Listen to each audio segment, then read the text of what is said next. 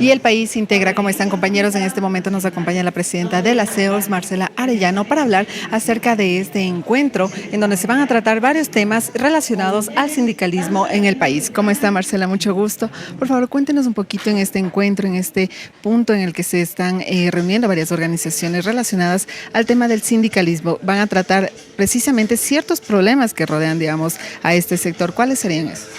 Efectivamente, esta semana para la CEOLS, para las organizaciones afiliadas a nuestra confederación, es una semana importante porque intentamos situar a la organización como el único instrumento válido para la defensa de los derechos. Estamos en un escenario muy complejo en el país de desinstitucionalización, de implementación de medidas que empobrecen y que agravan la situación de todos los ecuatorianos. El trabajo es una precisamente de los sectores más impactados por la reforma neoliberal, que es de carácter regresiva. La firma de los tratados de libre comercio con la Unión Europea, con China, ponen al Ecuador en una situación de primario agroexportador. El trabajo que se requiere en este sector es altamente complicado, difícil, conflictivo y barato.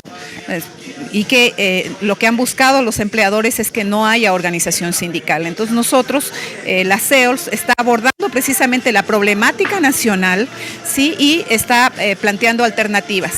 Este día de hoy, martes y miércoles, nos reunimos con todos los dirigentes sindicales de la CEOLS para buscar alternativa y plantear en ese escenario electoral que estamos viviendo, ¿sí?, cómo debería ser el trabajo, la justicia social, los servicios públicos que planteamos que sean de calidad y en manos públicas.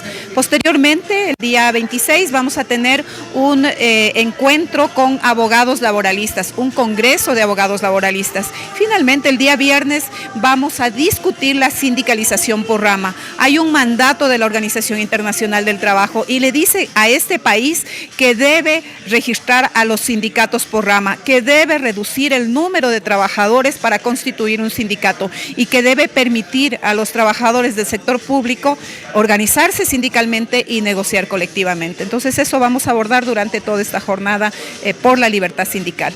En cuanto al sindicato por rama, esto ya era un tema que lo habían incluso socializado anteriormente y habían señalado que iba a ser también tratado por parte de la Asamblea. No sé si por el legislativo ya se trató, hubo comparecencias. ¿Cómo fue este proceso? Fíjese que es una de las cosas que más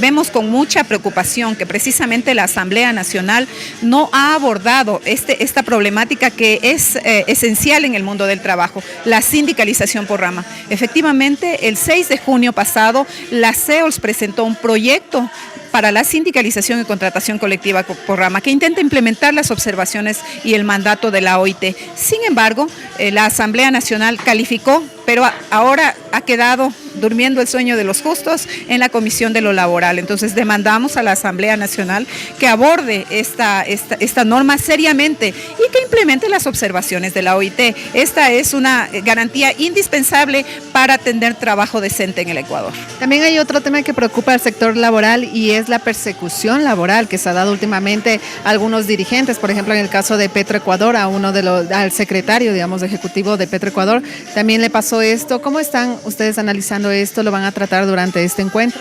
Efectivamente, la ministra de Trabajo ha dado cuenta que este gobierno es un gobierno empleador, regresivo de derechos y que está persiguiendo a la organización sindical. No solamente está siendo perseguido David Almeida, tenemos dos compañeros del comité de empresa de ERCO que estaban con permiso médico por problemas de salud, pero tenían que firmar el contrato colectivo que ya habían concluido. La firma se hacía en el Ministerio de Trabajo. Los compañeros pudieron movilizarse y firmar el contrato colectivo y la empresa les puso visto bueno y el Ministerio de Trabajo, una inspección que no conoce de derechos y que no protege de derechos, permitió que los compañeros salieran con visto bueno. Nosotros reclamamos al Ministerio de Trabajo que efectivamente implemente la norma y la ley. Es urgente que haya protección a los derechos de parte del Estado. También una novedad existe en cuanto al Ejecutivo por este veto que realizó a la ley contra incendios. Según lo que estábamos analizando desde la CEOLS, ustedes rechazaban esta ley ya que vulneraba algunos derechos del Cuerpo de Bomberos, por ejemplo. Efectivamente, los bomberos estaban siendo sacados del ámbito laboral primero, se incorporaba a los bomberos que son bomberos, digamos, voluntarios, sin ninguna protección laboral. A los trabajadores bomberiles no se les paga horas extras y esta ley legitimaba eso. No existe en el Ecuador trabajo sin remuneración, cosa que nos preocupa. Afortunadamente, el presidente Noboa escuchó las voces de los bomberos, de las CEOLS y vetó totalmente la ley. Posteriormente al encuentro que el día de hoy van a tener y el día de mañana también, van a realizar también, digamos, próximas acciones, no sé, en cuanto a tal vez protestas para estos digamos, días, incluso tomando en cuenta la crisis que ahorita estamos viviendo energética que está afectando al sector laboral también. Efectivamente, estamos en un momento de crisis energética nuevamente con los apagones.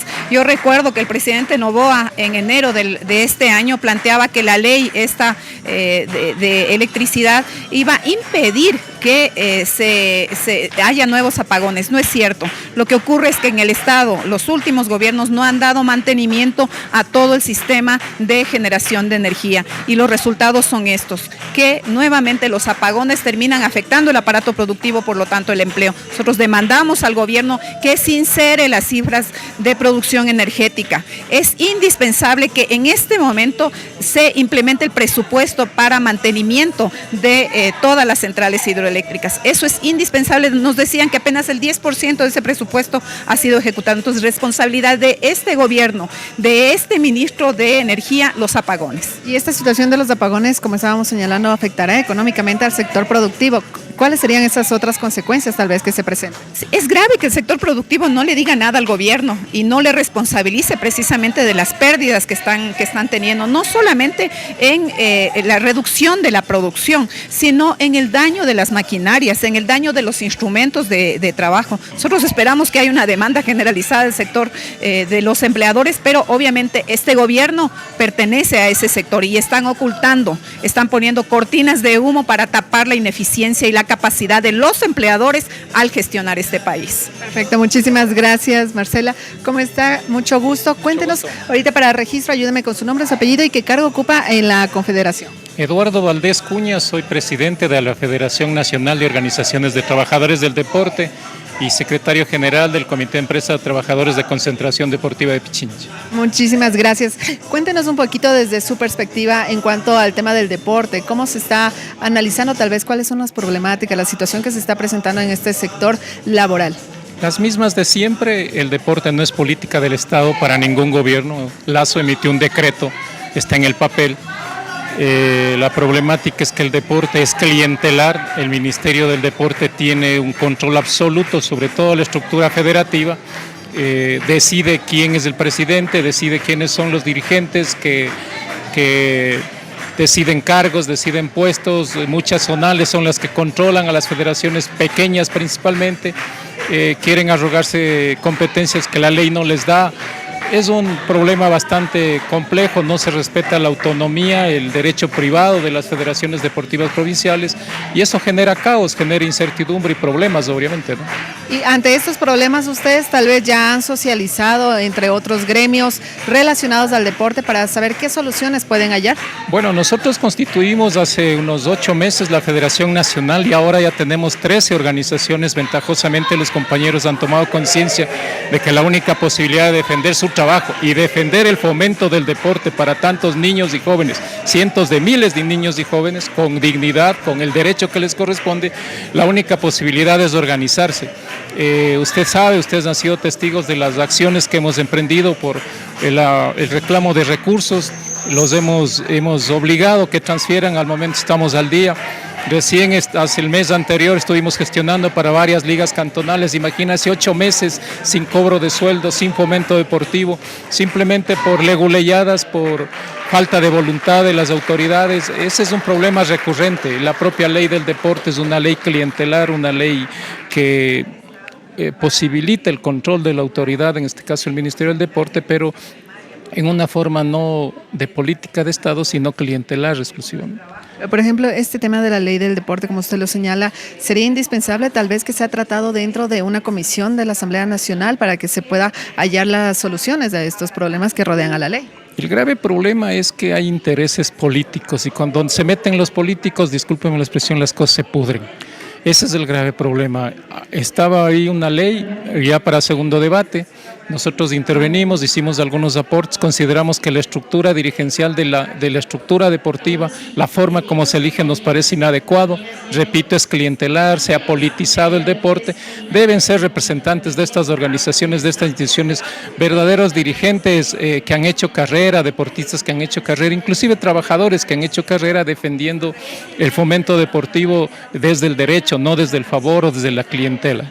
Perfecto, muchísimas gracias. Le agradecemos mucho. Así es, compañeros, en este momento, como escuchábamos, también el pronunciamiento desde el sector del deporte, de las personas que trabajan en este sector, quienes han señalado que también existen algunas problemáticas que deberían ser tratadas por parte del Estado, y también como escuchamos a Marcela Arellano, presidenta de la CEOLS, quien nos acaba de dar detalles de cuáles serían las problemáticas que presentan las principales centrales sindicales aquí en el país, tomando en cuenta también el sindicalismo por rama, que es uno de los temas primordiales que serán tratados, al igual que la persecución laboral. Con esta información estaremos pendientes para traerles más novedades. Corape informa.